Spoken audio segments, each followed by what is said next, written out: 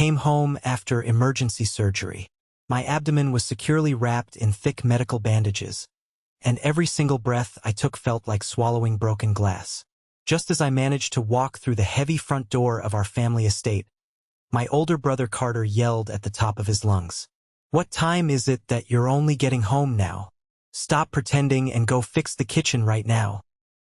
He glared at me with absolute unfiltered disgust, completely ignoring my pale face, the sweat dripping down my forehead, and the obvious pain radiating through my entire body.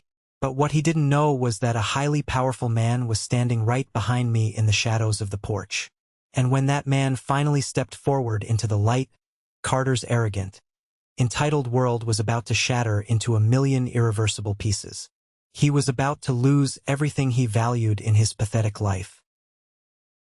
Before I tell you the deeply satisfying end to this absolute nightmare, please let me know where you are watching from in the comments below. Thank you so much for being here. Grab a warm glass of water, sit down, and listen to me tell the whole story. To truly understand the level of pure entitlement and cruelty my brother possessed, and why his ultimate downfall was so incredibly satisfying, I need to take you back exactly 3 days before that confrontation at the front door. I am 28 years old, and my name is Mason. For as long as I can remember, my life has been defined by the heavy shadow cast by my older brother, Carter. He is 32, and in the eyes of our extended family, he was always the golden child. He was the one who could do absolutely no wrong, the one destined to take over my father's massive empire. My father, Robert, is a highly successful tycoon in the overseas mineral mining industry. Because of his demanding career, he was almost always traveling. He spent 10 out of 12 months a year in remote locations across the globe, negotiating contracts and managing operations.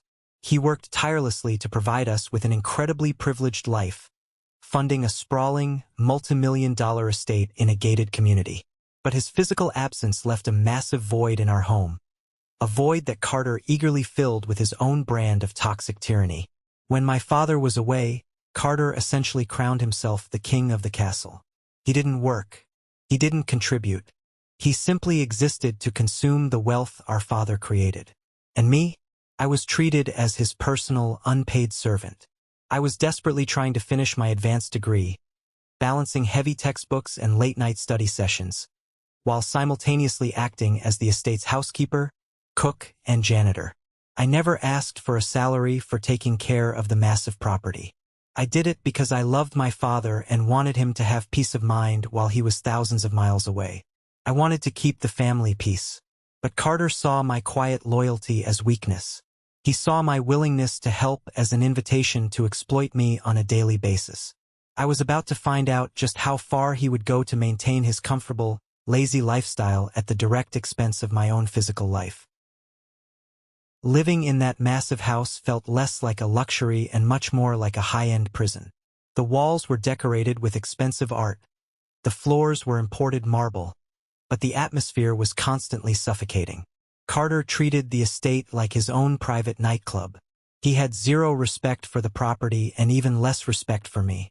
My daily routine consisted of waking up at dawn, scrubbing the massive kitchen islands, doing loads of his designer laundry, and then trying to cram in a few hours of studying before he woke up around noon, demanding a freshly cooked gourmet breakfast.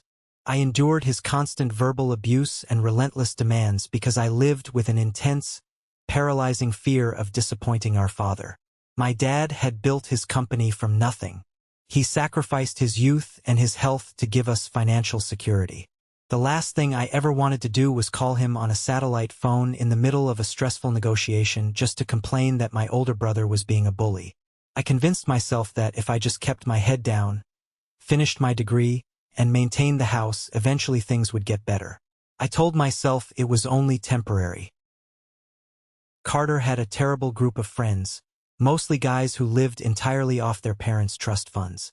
His closest friend, Cameron, was the absolute worst of the bunch. Cameron was a loud, obnoxious guy who actively enjoyed making my life miserable.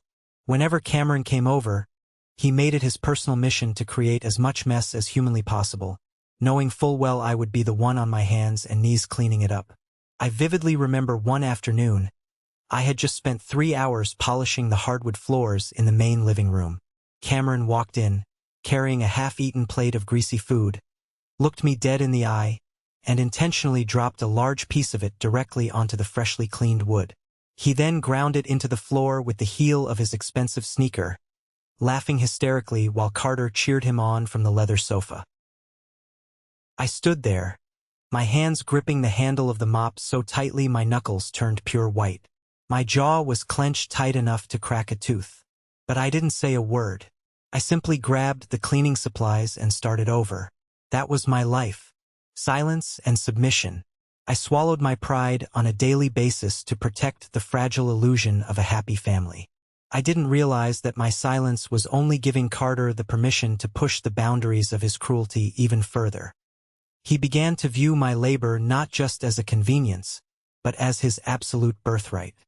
He genuinely believed that his status as the firstborn son entitled him to treat me like a lower-class citizen in our own home.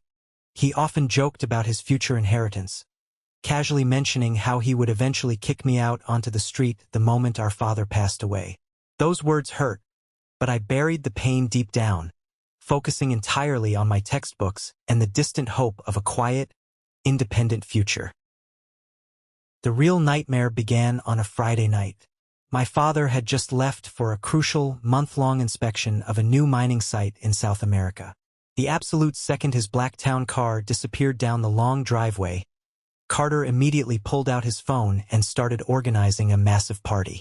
He didn't even bother to warn me. By 9 o'clock that evening, the heavy iron gates of our estate were thrown wide open, and dozens of luxury cars began flooding the circular driveway. There were at least 50 people cramming into our house. The bass from the sound system was so incredibly loud it rattled the expensive crystal chandeliers hanging in the dining room. I retreated to my small bedroom on the second floor, desperately trying to focus on a major thesis paper due the following week. I put on noise-canceling headphones, but I could still feel the vibrations of the music shaking my desk. Around midnight, Carter kicked my door open. He was visibly intoxicated, holding a half-empty bottle of expensive scotch. He didn't ask, he commanded. He told me the ice machines were empty and the catering trays in the main hall were a mess, and ordered me downstairs to clean it up and serve his guests. When I tried to refuse, pointing to my laptop and my looming deadline, his face turned dark red. He leaned in close, his breath smelling like cheap cigars and expensive alcohol, and threatened to destroy my computer if I didn't get moving. I had no choice. I spent the next 4 hours walking through a sea of sweaty, drunken strangers, picking up discarded plastic cups, wiping sticky spilled liquor off the antique tables, and carrying heavy bags of trash to the outside bins. It was humiliating. People bumped into me, spilling drinks on my clothes without a single apology. I felt like a ghost in my own home. During the chaos, I bumped into Elijah. Elijah was our family's private accountant. My father trusted him implicitly with the family finances, the massive investment portfolios, and the estate budgets. Elijah was in his late 30s, always wearing a sharp suit and a fake, friendly smile. He patted my shoulder as I walked by with a garbage bag. He told me I was doing a great job keeping the place together and said my dad would be proud. I actually felt a brief moment of comfort, thinking at least one person recognized my hard work. I had absolutely no idea that Elijah was actually a snake in the grass, deeply embedded in Carter's toxic lifestyle, and completely complicit in the financial ruin of our family. He wasn't there to check on the house. He was there to party on my father's dime. The party finally died down around 5 in the morning. Carter and his inner circle, including Cameron and Elijah, had retreated to the massive master suite to sleep off their heavy intoxication. I was left alone in a house that looked like a literal war zone. The smell of stale beer, heavy perfume, and unwashed bodies hung thickly in the air. I knew I couldn't leave the house in that condition. My father had a strict rule about maintaining the property, and even though he wasn't there, my ingrained sense of duty forced me to start cleaning. I grabbed industrial trash bags, heavy mops, and cleaning chemicals. I worked for 3 solid hours, my muscles aching, my eyes burning from pure exhaustion. Around 8 in the morning, I was carrying a heavy, Oversized plastic crate filled to the brim with empty glass liquor bottles down the grand, sweeping marble staircase in the main foyer. The crate was awkwardly heavy, and I couldn't see my feet clearly over the top of it. I was halfway down the stairs when disaster struck. Cameron, in his drunken stupor the night before, had apparently spilled a massive puddle of dark, sticky rum near the edge of a marble step. In my exhaustion, I didn't see the dark liquid blending in with the black veins of the marble. My right foot hit the puddle, and all traction instantly vanished. The world tilted violently. The heavy crate of glass bottles flew out of my hands, shattering loudly at the bottom of the stairs. My feet went up in the air, and gravity pulled me down with terrifying speed. I bounced hard against the sharp, unyielding edges of the marble steps. I couldn't brace myself. I tumbled down at least 10 steps, my body contorting unnaturally. Finally, my momentum was violently stopped when my left side slammed directly into the sharp corner of a heavy, solid stone pedestal sitting at the base of the staircase. A sickeningly loud crack echoed in my ears, followed instantly by a blinding, localized heat blooming deep inside my abdomen.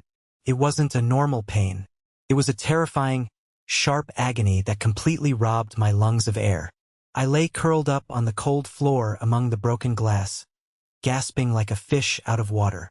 Every time I tried to inhale, a stabbing pain shot through my torso, making my vision blur and dark spots dance in my eyes. I tried to push myself up, but my arms shook uncontrollably, and my stomach felt like it was filling with hot lead. I realized instantly that this wasn't just a severe bruise. Something inside me was horribly, deeply wrong. The internal pressure was building rapidly, and a cold sweat broke out across my entire body. Through my blurred vision, I saw movement at the top of the stairs. I managed to turn my head slightly and saw a pair of expensive Italian leather shoes. It was Elijah. He had stepped out of the guest hallway, likely disturbed by the massive crash of the glass bottles. I reached out a trembling hand toward him.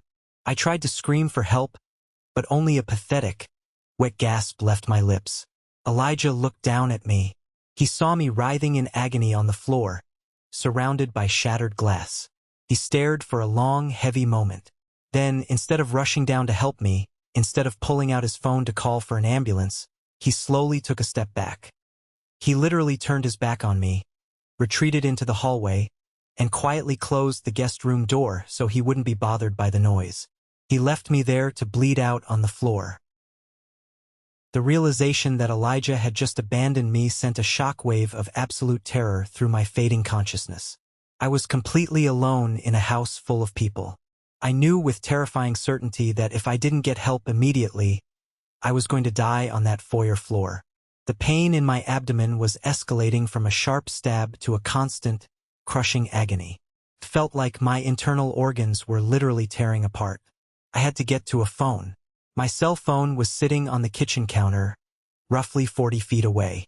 It felt like a marathon distance. I bit down on my lip hard enough to draw blood, trying to use the sharp sting to ground myself. I dragged my body forward, inch by agonizing inch, using only my forearms. My legs felt heavy and useless.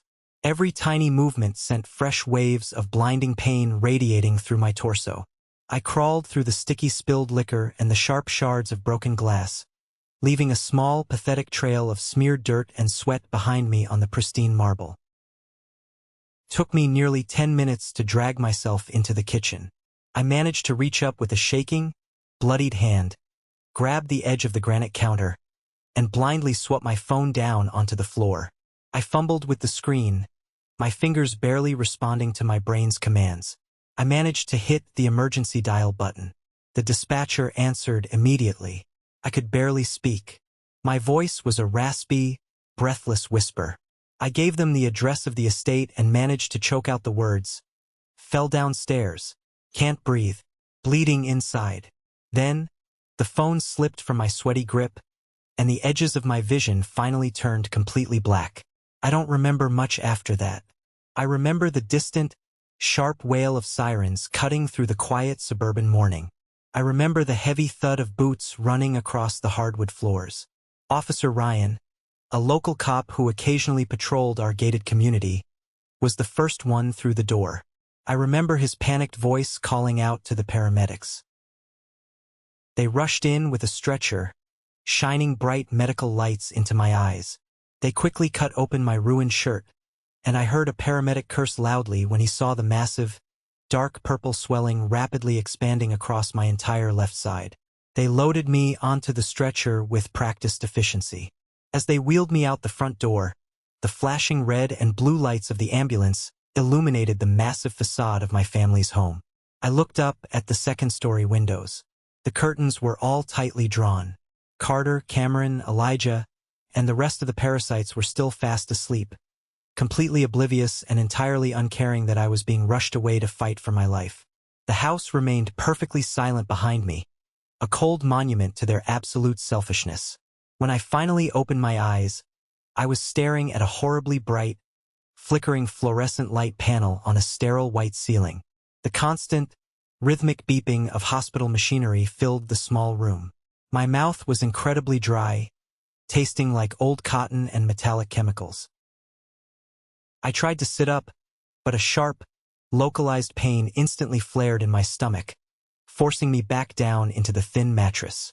I looked down and saw an 4-line taped securely to my hand and a thick white bandage covering a significant portion of my abdomen. A man in a white coat walked into the room, checking the chart at the end of my bed.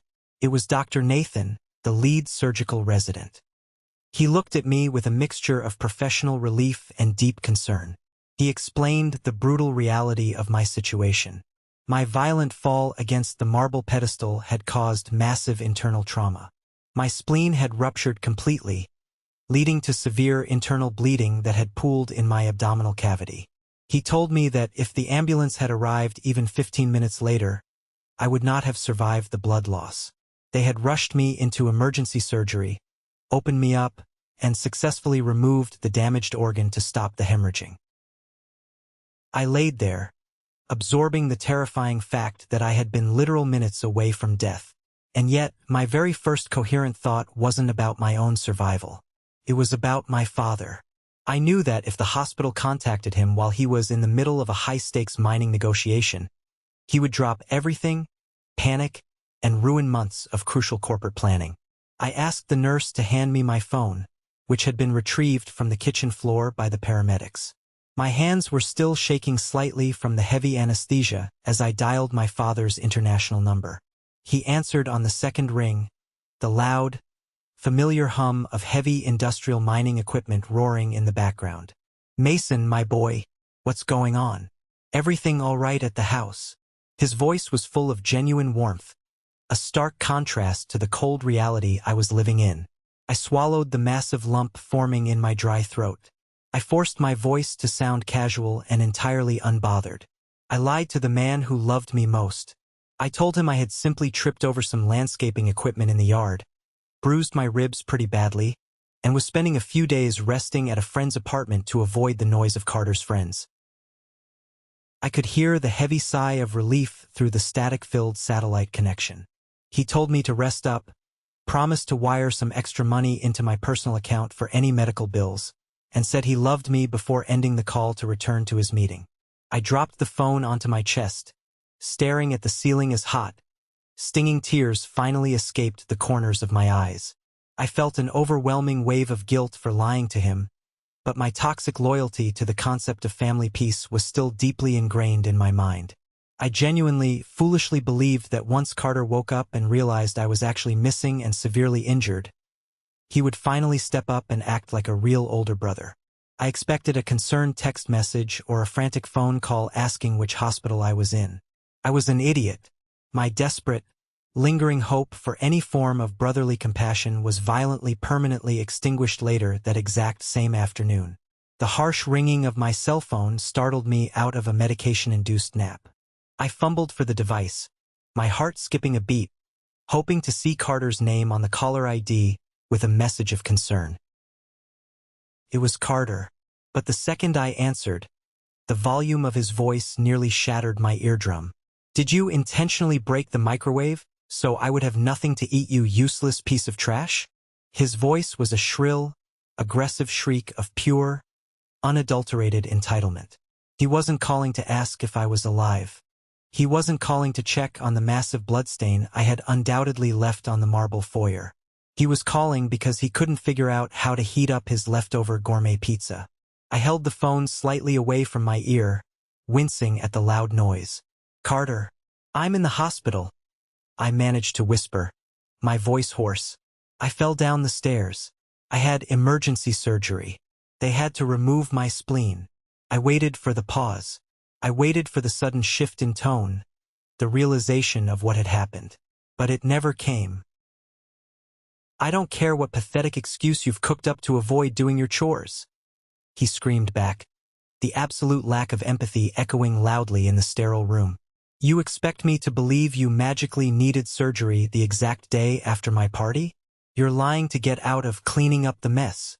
Tell the doctor to let you come home and fix this kitchen right now, or I swear to God I will lock you out of the house permanently." I was completely stunned. My brain couldn't process the sheer magnitude of his cruelty. I tried to explain again, telling him I was hooked up to an 4-drip, that I had literal staples holding my stomach together. But he simply talked over me, launching into a vile tirade about how lazy I was, how I was a massive disappointment, and how I was intentionally trying to ruin his weekend. Just as he was screaming his final threats, Dr. Nathan walked back into my room to check my vitals. He stopped dead in his tracks near the door. Because I was holding the phone away from my ear, the doctor heard every single vicious, hateful word Carter was spewing through the small speaker. Dr. Nathan's professional demeanor instantly vanished, replaced by an expression of absolute, horrified disgust. He looked at me, lying weak and battered in the hospital bed, and then glared at the phone in my hand. I couldn't take it anymore. The physical pain in my stomach was suddenly eclipsed by a crushing emotional agony. I hit the red end call button, silencing my brother's venom. I dropped the phone onto the blanket and covered my face with my trembling hands, finally letting out a quiet, pathetic sob of total defeat. Dr. Nathan didn't say a word. He simply walked over, gently adjusted my foreline, and handed me a tissue. The silent pity in a stranger's eyes hurt almost as much as my brother's screaming. About an hour after that soul-crushing phone call, the heavy door to my hospital room swung open, and my best friend Dylan rushed inside. Dylan and I had been close since high school. He was the complete opposite of Carter's friends. Hardworking, grounded, and fiercely loyal. I had managed to send him a brief text message before the surgery, and he had dropped everything at his mechanic shop to rush to the hospital. He walked in carrying a small paper bag smelling of warm takeout food, his face pale with worry. But the moment he saw the massive bandages wrapping my torso and the pale, exhausted look on my face, his worry instantly transformed into hot, burning anger. He set the food down roughly on the bedside table and pulled up a hard plastic chair, sitting dangerously close to the edge. "What the hell actually happened, Mason? And don't give me that garbage story about tripping over a rug." I couldn't lie to Dylan. I took a slow, painful breath and told him everything. I told him about the party, the spilled liquor, the terrifying fall, and the agonizing crawl to the phone. Then, my voice breaking slightly, I told him about the phone call with Carter regarding the broken microwave. Dylan's jaw clenched so tightly I thought his teeth might shatter. A thick vein pulsed visibly on his forehead. "That absolute monster," Dylan growled, his voice low and dangerous. "You are lying in a hospital bed with missing organs, and he's threatening you over a kitchen appliance? Mason, you cannot continue to protect him. This isn't just sibling rivalry anymore. This is severe abuse. You have to tell your dad the truth. Right now." I shook my head slowly against the pillow, the familiar, heavy chains of familial obligation wrapping tightly around my neck. "Dylan, you know how much pressure my dad is under. He's dealing with multimillion-dollar contracts. If I tell him Carter is acting like a psychopath, it's going to destroy him. It's going to tear the family completely apart. I just need to get out of here, go back to the house, and keep my head down until graduation." Dylan slammed his hand down on the metal armrest of the chair, making me jump. "Wake up, Mason. The family is already torn apart. Carter tore it apart the second he decided you were his personal slave. You are literally bleeding for this family, and they don't even care. If you go back to that house without telling your dad, Carter is going to end up killing you, either from exhaustion or sheer negligence. I stared down at my trembling hands. Deep down, I knew Dylan was entirely correct. But the fear of pulling the trigger, the fear of being the one to finally shatter the perfect image my father held of his eldest son, was absolutely paralyzing. I was trapped in a nightmare, and I didn't know how to wake up. My internal debate about telling the truth was violently resolved the very next morning when I received a completely unexpected visitor. The door opened slowly, and Elijah, the family accountant, stepped into the room. He was wearing his usual impeccably tailored suit, holding a small, incredibly cheap bouquet of generic hospital gift shop flowers. He offered me that same fake, perfectly practiced smile he always wore at my father's corporate dinners. "Mason, buddy. So sorry to hear about the little accident," he said smoothly, placing the sad flowers on the rolling tray. I stared at him, my mind immediately flashing back to the terrifying moment I was lying on the marble floor, gasping for air, watching his expensive Italian shoes retreat into the hallway. "You saw me?" I whispered, my voice cold and hollow. "You saw me fall. You saw me bleeding on the floor, and you walked away." Elijah's fake smile faltered for a fraction of a second, a brief flash of genuine annoyance crossing his polished features. But he quickly recovered, leaning casually against the wall as if we were discussing the weather. "Now, Mason, let's not be dramatic," Elijah said, his tone dripping with condescension. "I saw you take a tumble, sure, but you know how Carter's parties get. I figured you just had too much to drink and lost your footing. I didn't want to cause a scene or interrupt anyone's rest for a simple slip and fall." I gripped the thin hospital blanket tightly. "They had to remove my spleen, Elijah. I almost died on that floor." He waved his hand dismissively. "Well, you're fine now, aren't you? Modern medicine is amazing. Look, Mason, the reason I'm here is to talk about the bigger picture. Your father is a very busy, very important man. Carter is next in line to inherit the company. He has a certain reputation to maintain in the business world." Elijah stepped closer to the bed, dropping the friendly facade completely. His eyes were cold, calculating, and completely void of empathy. "If you go crying to your dad about this, making wild accusations about Carter's behavior, it's going to cause a massive, unnecessary scandal. Could impact stock prices. Could threaten Carter's inheritance. And we certainly don't want that, do we? You need to be a team player, Mason. Take the hit, keep your mouth shut, and let's just move past this." The sheer audacity of his words hit me like a physical blow. He wasn't just asking me to stay quiet. He was commanding me to protect my abuser for the sake of financial stability. Suddenly clicked in my mind. Elijah wasn't just Carter's friend. He was Carter's enabler, an active participant in hiding Carter's toxic lifestyle from our father. In that precise moment, staring at the calculating accountant who valued a stock portfolio over my actual life, the heavy chains of loyalty finally snapped. I realized with absolute, terrifying clarity that I had no allies in that family. I was entirely alone, completely surrounded by wolves disguised in expensive suits, and I was done being their prey. That evening, as the harsh hospital lights buzzed above me, my phone vibrated on the bedside table. It was my dad calling back. When I answered, the background noise of the mining site was gone. He was clearly in a quiet hotel room. "Mason," my dad began, his voice lacking its usual booming energy. "I've been thinking about our conversation yesterday, and something just doesn't sit right with my gut. You're a careful kid. You don't just trip and vanish to a friend's house. I want you to tell me exactly what is going on at that estate." It was the intuition of a parent piercing through a terrible lie. Hearing the genuine, deep concern in his tired voice completely destroyed the last remaining emotional walls I had built around myself. I couldn't hold the dam back anymore. A heavy, agonizing sob ripped its way out of my chest. I clutched the phone desperately, tears streaming hot and fast down my face. "Dad, I'm not at a friend's house," I choked out, my voice breaking uncontrollably. "I'm in the surgical ward at the city hospital. I fell down the main stairs. I had emergency surgery. They had to take out my spleen." The line went completely, horrifyingly dead silent. I could practically hear the oxygen leaving the room thousands of miles away. I didn't stop. The truth poured out of me like a broken faucet. I told him everything I had been hiding for years. I told him about Carter treating me like an unpaid servant. I told him about the massive, destructive parties Carter threw the second he left town. I told him about the spilled liquor that caused my fall. I told him how Elijah walked away from me.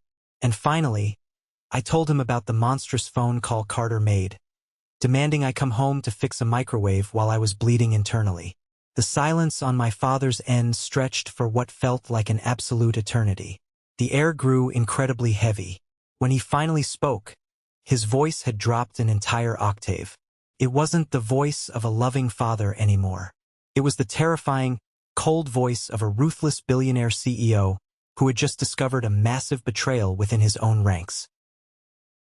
"I cannot even begin to believe the level of disgusting cruelty my own flesh and blood is capable of while I am away," Robert stated slowly, every single syllable dripping with a lethal, calculated fury. "Mason, listen to me very carefully. Do not say another word to your brother. Do not contact Elijah. You focus entirely on healing. I am booking the fastest private jet available. I am coming home." The line clicked dead. I lowered the phone, my heart pounding a frantic rhythm against my bruised ribs. I had finally dropped the match into the powder keg. The explosion was imminent, and for the very first time in my life I wasn't afraid of the fire. I welcomed it. The next 2 days in the hospital passed in a blur of powerful painkillers and deep, lingering anxiety. I knew my father was somewhere over the Atlantic Ocean, racing toward a confrontation that would permanently alter our family dynamic.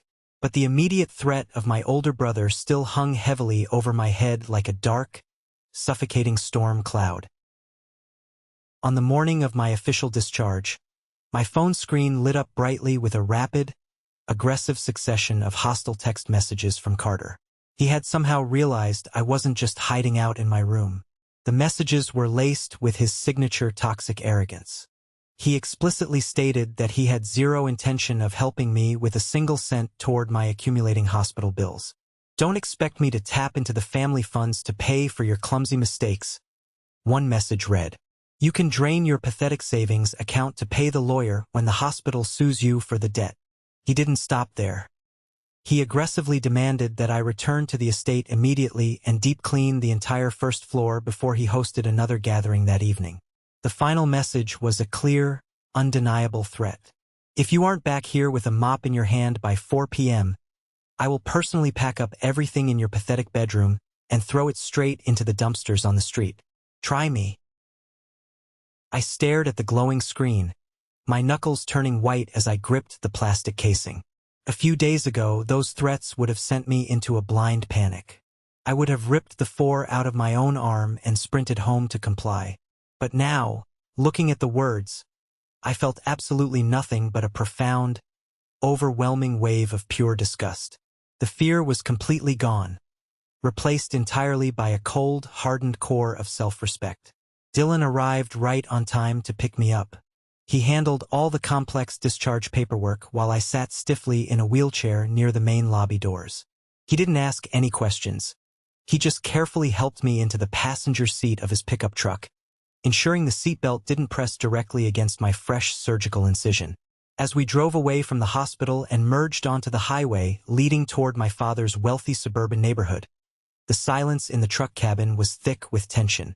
I stared out the window at the blurring landscape, mentally preparing my exhausted, battered body for the inevitable war waiting for me inside those expensive walls. "You ready for this?" Dylan asked quietly, keeping his eyes firmly on the road. "No," I admitted honestly, feeling a deep knot of anxiety twisting in my chest. "But it has to end today. One way or another, I am never being his servant again." Dylan nodded firmly, steering the truck off the main road and onto the winding private driveway that led straight to the massive wooden front doors of my family's estate. The storm was finally here, and I was driving directly into the eye of it. Dylan parked his heavy pickup truck near the massive stone archway of my family's estate. The engine idled quietly, a low rumble that vibrated through the floorboards. I sat in the passenger seat for a long moment, staring out through the tinted windshield at the sprawling mansion. The afternoon sun reflected off the imported marble columns, making the house look like an impenetrable fortress. Just a few days ago, I was the invisible ghost haunting these halls, scrubbing these floors, and bleeding on these exact steps. Today, I was returning as a completely different man. Dylan put the truck in park and looked over at me. He didn't offer empty platitudes. He simply reached across the console and gave my shoulder a firm, reassuring squeeze. I took a deep, agonizing breath. My abdominal muscles screamed in protest, a sharp reminder of the surgical staples holding my body together. I unbuckled my seatbelt with shaking hands, pushed the heavy door open, and stepped out onto the crushed gravel driveway. Every single step toward that massive front door felt like walking through thick mud. The physical pain was intense, but the psychological weight was even heavier. I knew Carter was inside. I knew he was furious that I had defied his ridiculous deadline. I mentally braced myself for the verbal assault, locking away my fear and replacing it with a cold, hardened resolve. I reached out and pushed the heavy wooden door open. The familiar scent of expensive air freshener and old money washed over me. The main foyer was exactly as I had left it, though I noticed someone had lazily thrown a rug over the spot where my blood had stained the marble.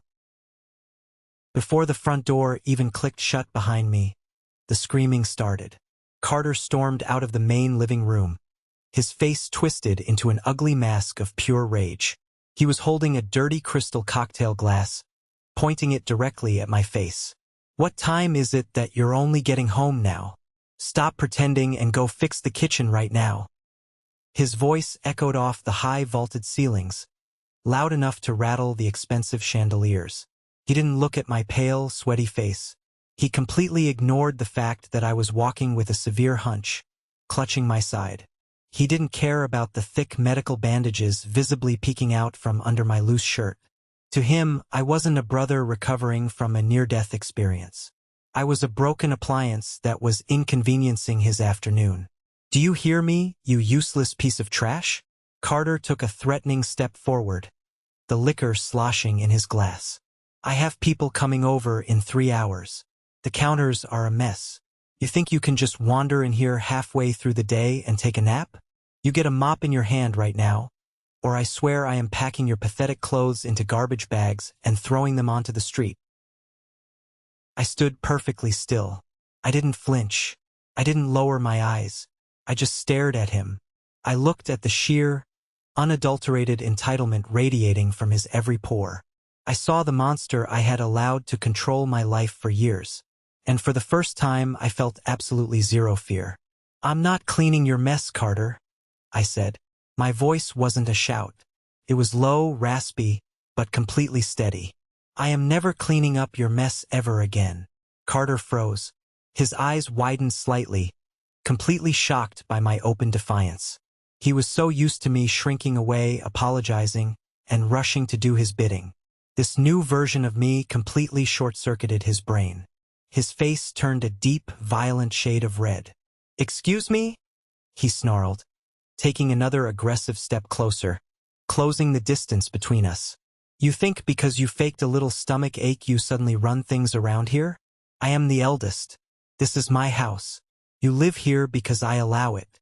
Now get in that kitchen before I make you regret ever walking through that door." He raised his hand, balling it into a tight fist. I didn't move an inch. I knew I didn't have to, because what Carter didn't know, what he couldn't possibly see through his blinding, narcissistic rage, was that I hadn't walked through that front door alone. From the deep shadows of the heavy oak doorway, right behind me, a massive figure stepped silently forward. It was Matthew. Matthew was my father's personal head of security, a former military operative who handled everything from corporate espionage to personal protection for my dad.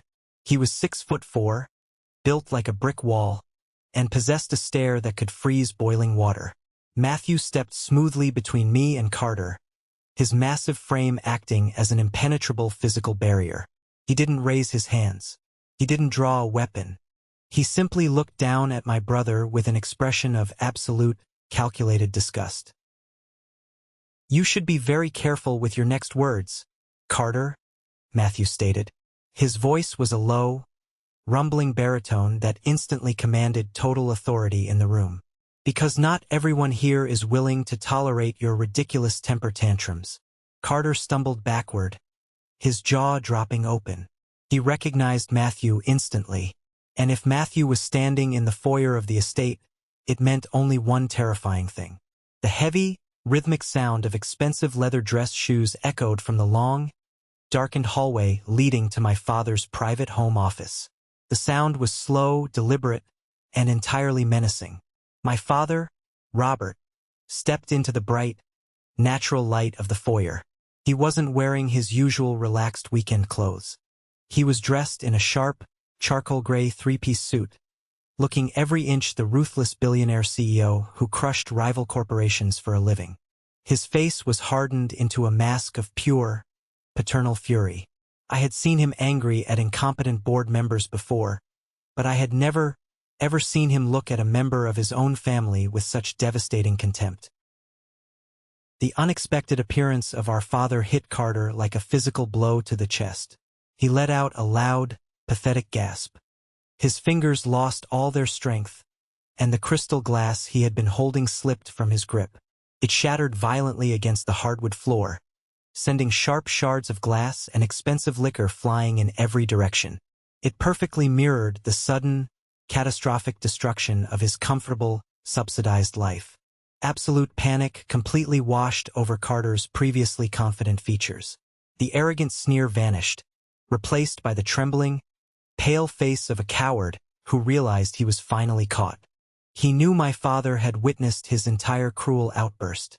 "Dad," Carter stammered, his voice cracking horribly. "Dad, it's not what it looks like. Mason was ignoring his chores. I was just trying to teach him some discipline." My father didn't say a single word. He didn't yell. He didn't scream. He simply raised his right hand, extending one single finger to demand total, absolute silence. His piercing gaze remained firmly locked onto his eldest son, a son who had completely betrayed his fundamental trust. The silence in the room was so heavy it felt suffocating. It was the silence before a massive execution. My father finally lowered his hand and turned his attention to the front door. "Bring them in, Julian," he commanded. Another man walked into the house. It was Julian, the lead forensic auditor for my father's entire corporate empire. Julian was a man who lived and breathed numbers, and he was carrying a massive, thick leather briefcase. He walked briskly past the shattered glass on the floor and stood directly beside my father, pulling out several thick, heavily tabbed financial folders. Carter looked at Julian, then at the folders, and all the remaining color completely drained from his face. He looked like he was going to vomit. "You honestly thought I flew halfway across the world just because Mason made a phone call?" My father finally spoke, his voice dangerously quiet. "You thought this was just about a broken microwave?" My father stepped closer to Carter, his presence entirely overwhelming. "I've been running this empire for 30 years, Carter. I didn't build it by being blind. I noticed the discrepancies in the estate management accounts 6 months ago. I noticed the massive, unexplained withdrawals from the corporate contingency funds. I noticed that the money set aside for Mason's college fund had been mysteriously drained and transferred to an offshore shell account." He pointed a sharp finger directly at Carter's chest. "You and Elijah thought you were so incredibly clever. You thought you could siphon off my hard-earned money to fund your pathetic, lavish parties, buy designer watches, and live like a king while I was breaking my back overseas. You literally stole the salary meant for the estate staff and pocketed it, forcing your own brother to do the manual labor so you wouldn't get caught." Carter's knees visibly buckled. He was trembling so hard I could hear his teeth chattering. "Dad, please. Elijah told me it was fine." He said it was an advance on my inheritance. I was going to pay it back. I swear I was going to put it back. Your inheritance? My father roared, the sheer volume of his voice making the windows vibrate. You have no inheritance. You are a parasite, and Elijah is currently sitting in a federal holding cell because my lawyers handed over every single piece of evidence to the authorities 2 hours ago. The revelation hit the room like a bomb. Elijah, the smug accountant who had literally stepped over my bleeding body, was already in handcuffs. Carter was completely isolated. This is the moment that changes everything, the moment I finally took back control of my life. Thank you so much for your patience and for staying with me until now. You've been amazing. Please give this video a like and comment one below to let me know you've made it this far. Not only does this help more people find this story, but it also lets me know that my experiences truly mean something to someone. Your support is my greatest motivation to keep sharing the rest of this journey. Carter completely collapsed. He fell to his knees right there in the middle of the grand foyer, crawling over the wet marble, ignoring the shards of broken crystal pressing into his expensive designer jeans. He reached out with trembling, desperate hands, trying to grab the hem of my father's suit jacket. Dad, I'm sorry. I'm so sorry. I'll change. I'll go to rehab. I'll get a real job. Please, you can't just cut me off. I'm your son. I only pushed Mason because I wanted him to be strong. It was tough love, Dad. I was preparing him for the real world. My father looked down at him with an expression of pure, unadulterated disgust. He took a deliberate step backward, refusing to let Carter touch him. Tough love? My father repeated softly, shaking his head. He reached into his inside pocket, pulled out his smartphone, and tapped the screen a few times. Suddenly, the massive 70-inch smart TV mounted in the adjacent living room flared to life. My father had synced his phone to the display. On the massive screen, magnified for everyone to see, were the exact text messages Carter had sent me that morning. The incredibly cruel, vile threats demanding I leave the hospital and clean the house or have my belongings thrown onto the street. Does your twisted version of love involve forcing your freshly operated brother into the kitchen to make you a sandwich while he is literally bleeding? My father demanded, his voice echoing with absolute finality. Look at the timestamps, Carter. Look at them. You sent those violent threats while he was lying heavily medicated in a sterile recovery ward. You are nothing but a monster disguised as a human being. Julian cleared his throat, opening another folder. Sir, there is one more detail regarding the embezzlement. Carter and Elijah didn't act alone. They needed someone with higher administrative clearance to approve the fraudulent expense reports. My father didn't even blink. I know. Bring him in. The heavy oak doors to the home office opened again, and my Uncle Charles walked out. Charles was my father's younger brother, a man who had always played the role of the fun, neutral uncle. He was the one who always brought expensive gifts and told us to enjoy our youth. But right now, his face was pale, sweaty, and completely devoid of his usual arrogance. Charles, my father said, not even looking at him, you signed off on every single fake invoice. You actively enabled this boy's destructive behavior. You taught him how to hide the money. You manipulated my own son to steal from my company. Charles stammered, holding his hands up defensively. Robert, listen. The boy was stressed. He needed an outlet. I was just trying to help him manage the pressure of being your heir. It was just a little extra cash, Robert. Don't blow this out of proportion. You are fired, Charles, my father stated coldly, cutting him off completely. Effective immediately. My lawyers are drafting the civil suit as we speak. You will return every single stolen cent, or I will make sure you spend the rest of your pathetic life answering to a federal judge. Now get out of my house before I have Matthew throw you through the front window. Charles looked at my father's hardened face, realized his entire comfortable life was instantly over, and practically sprinted for the front door, leaving Carter kneeling alone on the floor. My father finally turned his full attention back to Carter, who was now weeping loudly, a pathetic display of genuine terror. The contrast between his current sobbing and the aggressive, violent screaming he had directed at me just 20 minutes ago highlighted the true, manipulative nature of his personality. "Carter, look at me," my father commanded. Carter slowly looked up, his face red and covered in tears. "You are officially stripped of your inheritance," my father declared, the words hanging heavily in the air. "You are removed from my comprehensive legal will. You have absolutely zero claim to my company, my assets, or my legacy. The free ride is permanently over." Right on cue, David, the estate's strict property manager, walked into the foyer from the kitchen entrance. He didn't say a word. He simply walked over to the small crystal bowl sitting on the console table and picked up the heavy set of keys to the brand new Porsche 911 my father had bought Carter for his 30th birthday. He dropped the keys into his pocket and stood silently against the wall. "Your cars are gone," my father continued relentlessly. "Your credit cards have been deactivated. Your bank accounts are frozen pending the fraud investigation. Where am I supposed to go?" Carter wailed, his voice cracking in panic. "I have no money. I have no place to live." "That is entirely your problem," my father replied coldly. He looked over at Matthew. "Matthew, escort him to his room. He has exactly 15 minutes to pack 2 suitcases of basic clothing. Nothing designer. Nothing bought with my company's money. Then physically remove him from my property." Matthew nodded once, his massive hand reaching down and grabbing the collar of Carter's expensive shirt. He hoisted Carter to his feet with terrifying ease. Carter didn't fight back.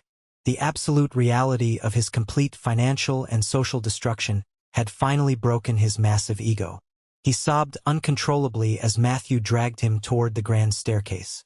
15 minutes later, I stood near the window in the living room, leaning heavily on Dylan for physical support, and watched through the glass as Matthew literally tossed 2 cheap canvas duffel bags out the front door.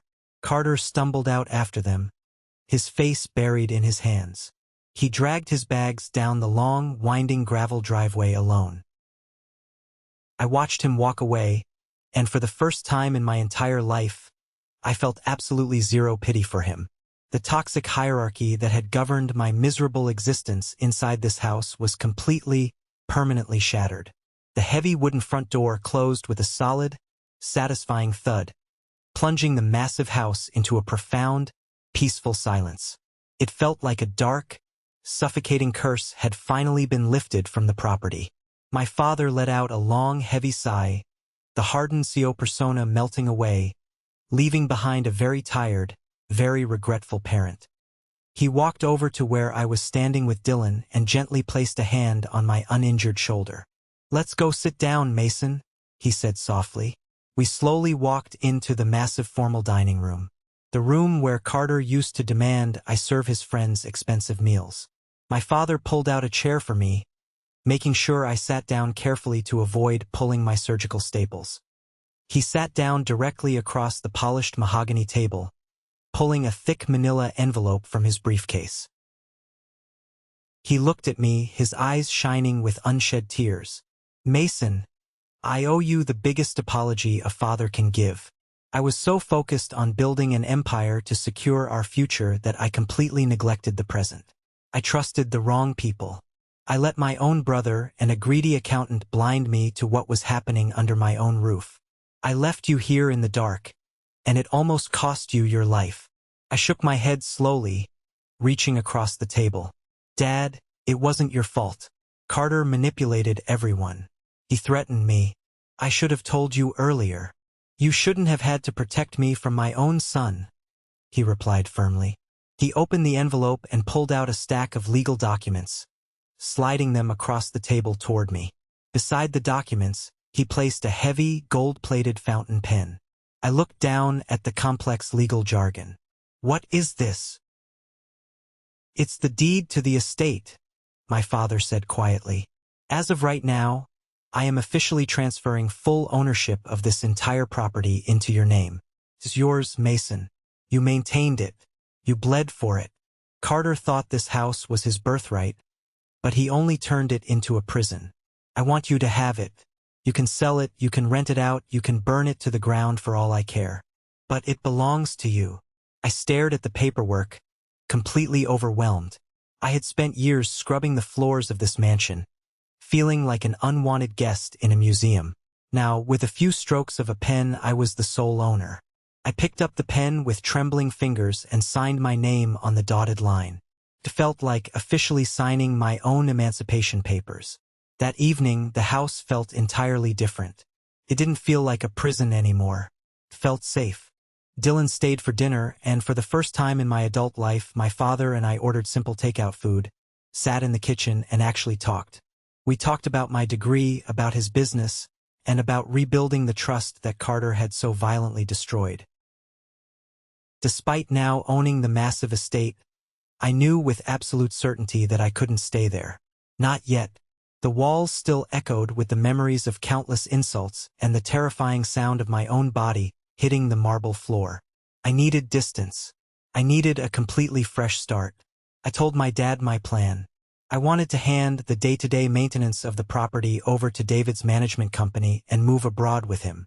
I wanted to learn his business from the ground up, not as the boss's son, but as an entry-level employee. I wanted to earn my place. My father smiled, a genuine, proud smile that finally reached his eyes. He agreed instantly. A few days later, my surgical staples were finally removed.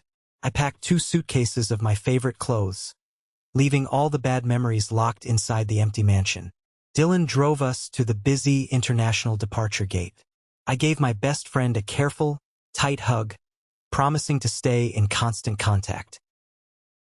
Walking through the busy airport terminal alongside my dad, the rolling wheels of my luggage clicking against the tile floor, I felt an overwhelming sense of profound, unshakable peace washing over my healing body.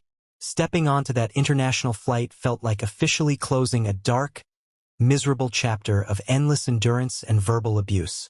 As the massive airplane engines loudly roared to life and lifted us high above the city, I finally allowed myself to envision a bright, successful future.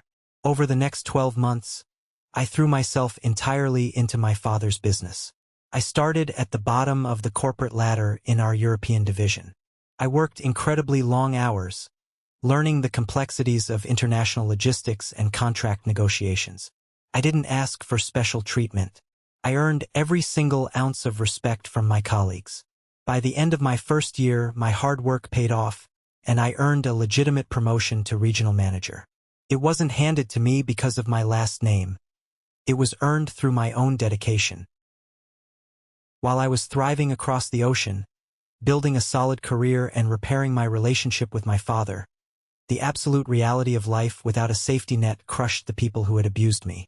My father kept me updated on the domestic situation. The fall from grace for Carter, Charles, and Elijah was incredibly brutal and entirely deserved. Carter's loyal friends, the ones who happily drank expensive liquor and trashed our house, completely abandoned him the exact second his credit cards started declining. Cameron wouldn't even return his phone calls.